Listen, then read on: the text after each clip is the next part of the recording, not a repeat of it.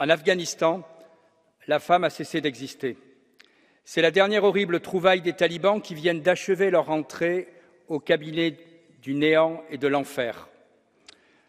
En 114 pages et 35 articles d'une loi surréaliste, ils viennent d'imposer cet été une nouvelle folie humaine, celle de la mise en esclavage des femmes afghanes. Je le dis avec gravité, la gravité de l'impuissance, celle que l'Occident a longuement façonnée de sa propre initiative dans la région. Car oui, voilà 40 ans que nous, les Européens, offrons les femmes afghanes à la vindicte de ces fous furieux en poursuivant dans ce pays un agenda interventionniste et géopolitique toujours à la remorque des anglo-saxons.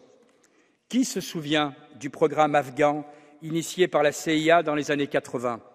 6 à 12 milliards de dollars déversés directement dans les poches des mouvements islamistes via le Pakistan et l'Arabie saoudite.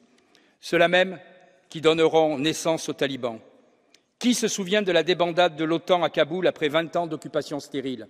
Qui se souviendra des sommes que nous sommes en train aujourd'hui, avec les États-Unis, l'un des principaux bailleurs de fonds des talibans, de déverser sur l'Afghanistan 21 milliards de dollars distribués depuis 2021 et gentiment transportés par les Nations Unies, comme le rappelle il y a quelques jours le journal Le Monde.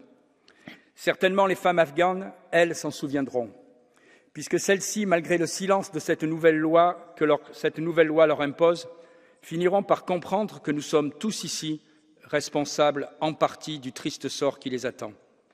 Alors, aux oreilles chastes de nombreux de mes collègues qui avancent sur ce sujet avec une vision limitée, je veux prodiguer quelques conseils. Arrêtons immédiatement de subventionner les talibans à travers l'aide humanitaire européenne, près de 126 millions d'euros cette année, que l'on peut inscrire directement au crédit de l'asservissement de ces femmes.